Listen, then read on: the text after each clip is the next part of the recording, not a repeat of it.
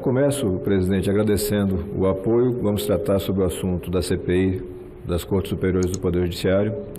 E o primeiro ponto é agradecer o apoio que recebi, inclusive aqui, cito o próprio presidente como um dos subscritores, o que muito me honra. O apoio da sociedade, a manifestação das pessoas nas ruas, a compreensão de que é necessário abrir a chamada caixa preta do judiciário, porque ninguém numa república democrática pode se colocar acima da lei, mesmo quem tem a atribuição de julgá-la. Esses apoios fortalecem a compreensão de que este é o momento de fazer essa discussão, mas é preciso tratar também e orientar as pessoas, informar as pessoas do andamento daquilo que estamos fazendo aqui no Senado Federal. As etapas previstas que cabiam a esse senador subscritor e aos outros 26 colegas foram cumpridas, assinaturas colhidas, requerimento apresentado, assinaturas conferidas. Após esse momento, ocorreu o pedido, a retirada de pedido de assinatura, por parte de 3 senadores da República, o que é um exercício do direito desses parlamentares, exercício que eles têm, momento que eles têm para fazer a retirada, essa mudança de ideia, até o momento da publicação. O presidente Davi, amigo nosso e eleito com nosso apoio, nosso voto, no nosso entender mal orientado pela Secretaria-Geral da Mesa, determinou o arquivamento do requerimento de CPI, por insuficiência no número de assinaturas. Ocorre que, presidente, o nosso regimento interno é absolutamente cristalino quando no artigo 244 determina que nos casos de proposição dependente do número mínimo de subscritores, como é o caso de um pedido de CPI, se com a retirada das assinaturas esse limite não for alcançado, o presidente a devolverá ao primeiro signatário, dando conhecimento do fato ao plenário. Então, este é o procedimento correto. Já solicitamos que o presidente Davi faça a revisão do seu despacho, faça o desarquivamento, devolva o requerimento ao nosso gabinete, para que a gente possa fazer a retomada do processo de coleta de assinaturas. É uma demanda da sociedade, é uma demanda de parte expressiva desse Senado e nós precisamos avançar. Mas eu aproveito o espaço, presidente, para tratar já das grandes críticas que foram apresentadas ao requerimento. E a gente pode dividir elas rapidamente em duas temáticas. Uma delas de ordem política, pseudo-pragmática. Pretensiosamente se quer criar uma fila de prioridades no Brasil. E toda vez que falam, lembrando, o senador Dário Berger agora falava do quanto tempo nós temos desigualdade no Brasil, eu só me lembro de uma expressão, e eu certamente não deveria ter idade para lembrar, mas lembro da importância que ela tem, que era do Delfim Neto, aquela teoria de esperar o bolo crescer para depois repartir. Até hoje ninguém repartiu nada e falta bolo para muita gente. O bolo de hoje é a Previdência. Vamos resolver a Previdência primeiro e paralisamos o país, não tratamos de combate à violência, como o Major Olímpio lembrou a importância que tem, não tratamos de reforma tributária, não tratamos nenhum outro assunto. Para o país, para o parlamento, mais de 500 parlamentares não têm capacidade de tratar de mais um tema. Esse é um falso pragmatismo. E a sociedade já está suficientemente esclarecida para saber que isso não cola. Outros pontos que foram levantados são de ordem técnico-jurídica. E aí o cidadão comum é muito difícil, e alguns colegas adentrar na seara técnica, é natural. Primeiro ponto que se questiona, pode acontecer uma CPI do Judiciário que analise atos ligados ao Judiciário?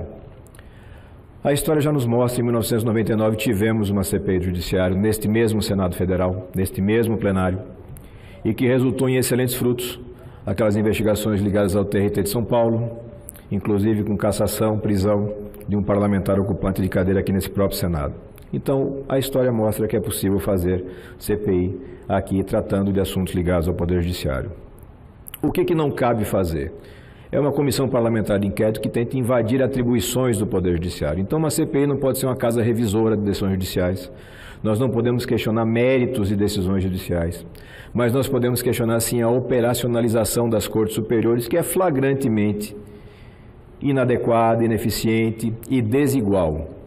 Nós temos velocidade de tramitação absolutamente diversa, a depender do interessado, a depender do escritório de advocacia que tenha mais ou habilidade ou acesso, e isso é flagrantemente demonstrado, são dados estatísticos.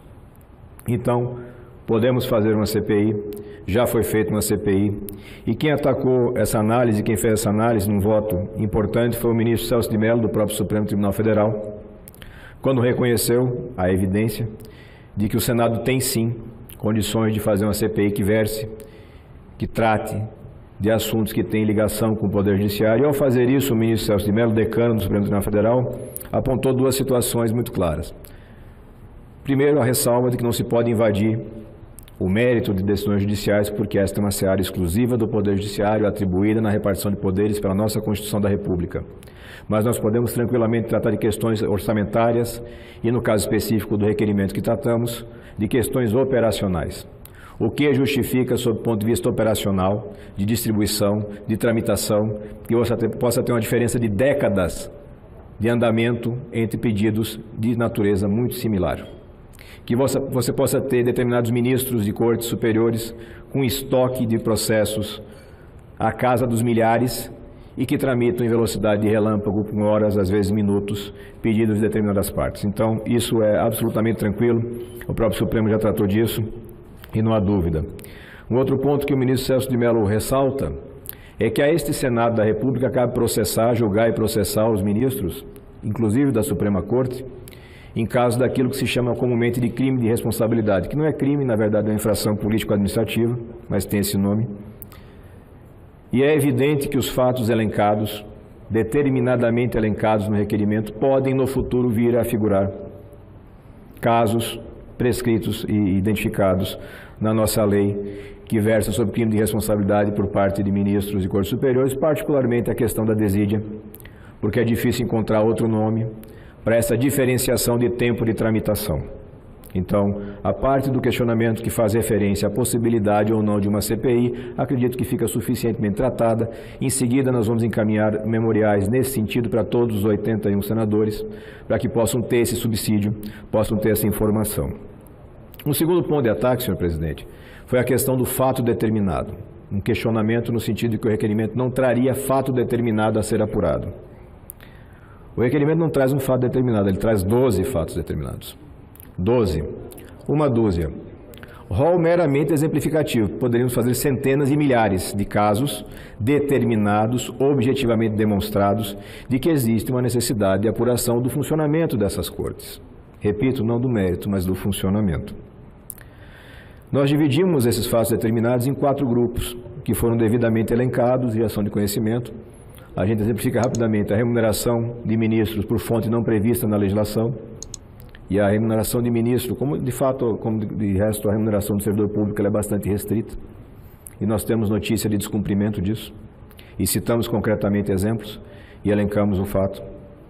Como já disse várias vezes, o abuso de estratégias processuais, como o pedido de vista, para retardar ou para impedir a prestação jurisdicional, e aí elencamos alguns exemplos, o mais notório deles, o abuso que foi perpetrado para a manutenção do auxílio moradia. Não discuto o mérito.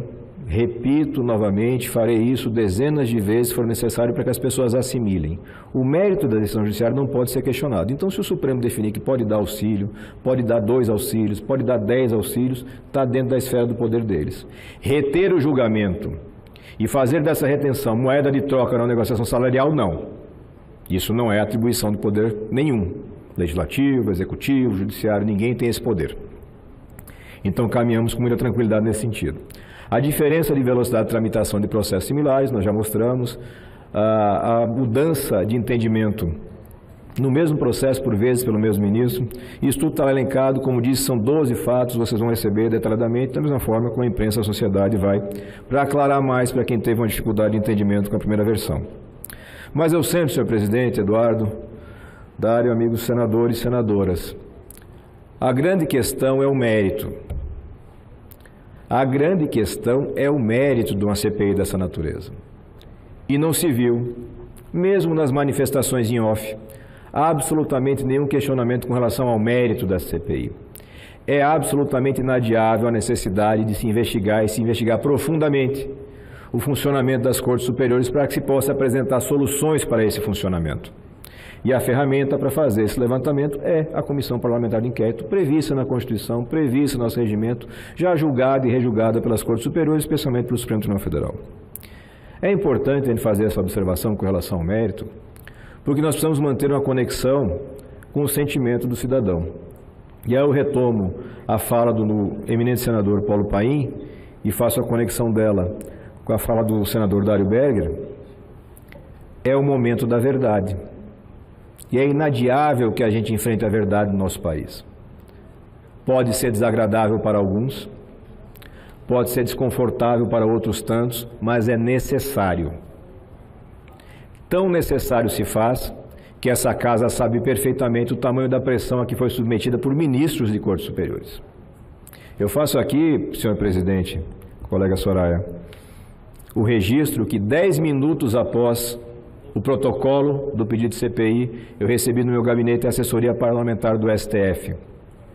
E ela não me pedia o conteúdo do requerimento, ela me pedia a lista dos senadores subscritores. 10 minutos depois. As notícias dos telefonemas, das ligações, das notinhas, todos nós acompanhamos. É importante, senador em primeiro mandato, na realidade senador quase que em primeira semana, registrar que essa casa não pode e não deve se acovardar diante de ameaças de qualquer natureza. Eu tenho a mais absoluta certeza que os senadores e senadoras da República não se diminuem, não se rebaixam a ameaças de qualquer natureza. Eu, particularmente, pessoalmente, registro com a mais absoluta clareza que não me amedronto e não restringe a minha atuação, que é garantida pela legislação e principalmente pelo voto dos sergipanos, a qualquer tipo de interesse que não seja interesse público efetivamente demonstrado. Então, o requerimento foi apresentado porque era uma demanda real e ela não foi questionada. Ele foi indevidamente arquivado, já protocolamos o pedido de desarquivamento. Se mantiver essa decisão absurda, teratológica, equivocada, tomaremos as providências cabíveis para que se dê andamento e, se necessário for, e nesse sentido nós temos várias manifestações de senadores que não subscreveram o primeiro documento, mas que querem subscrever um novo, daremos novo requerimento, seja na CPI exclusiva do Senado, seja na CPI mista com a Câmara dos Deputados, porque também existe essa demanda latente por lá. É dar seguimento àquilo que se comprometeu em termos de mudança, em termos de renovação. As mudanças nem sempre são sem dor, né? Algumas evoluções têm etapas mais duras, mas essas etapas precisam ser enfrentadas. Não dá mais para se tolerar no Brasil democrático, que nós todos desejamos, autoridades que se coloquem acima do bem e do mal, autoridades que se coloquem como absolutamente inatingíveis pela lei e por qualquer órgão fiscalizador. Como disse e citei, o próprio Supremo Tribunal Federal já reconheceu a possibilidade de que a CPI aconteça, estabeleceu limites, esses limites estão sendo seguidos e é preciso que dê andamento com respeito, com equilíbrio, com eficiência, mas principalmente com a certeza de que o Brasil precisa avançar. Chega desse Brasil das impunidades e das mega autoridades que se escondem. O cenário ideal, senador, é que nós tenhamos uma casa sem gavetas. Obrigado. Não existe caça às bruxas, não existe um interesse de desvalorizar ou diminuir qualquer poder, seja o executivo, seja o judiciário, mas todos eles estão submetidos à fiscalização. Todos nós estamos submetidos. É assim que funciona a democracia de verdade. E se existem pessoas que não estão adaptadas a ela, elas têm que pagar a sanção. Isso é natural. Acredito que nós vamos ter em breve respostas da mesa diretora no sentido do andamento que vai ser necessário, mas reforço, estaremos nessa trincheira enfrentando essa luta porque a gente tem a compreensão de que ela é indispensável, ela é inadiável. Os argumentos de força não vão ser aceitos. Os argumentos, do ponto de vista de um pragmatismo político, também não serão, porque a sociedade não quer esperar e a Senado não precisa esperar. Nós temos toda a capacidade de fazer mais de uma coisa ao mesmo tempo, senão não teríamos condições de merecer o título de senadores da República. Essa formatação não cabe mais. Vivemos num momento de uma sociedade mais rápida, que cobra providências mais rápidas, e assim vamos prosseguir. Então, muito obrigado, senhores senadores. Uma boa semana para todos. Gostou do vídeo? Então curta e compartilhe com seus amigos. E não esquece de deixar seu comentário, hein? Conte pra gente o que você achou do vídeo. E para estar sempre informado, inscreva-se no canal e ative as notificações. Assim, você vai ficar sabendo logo que um vídeo novo for publicado.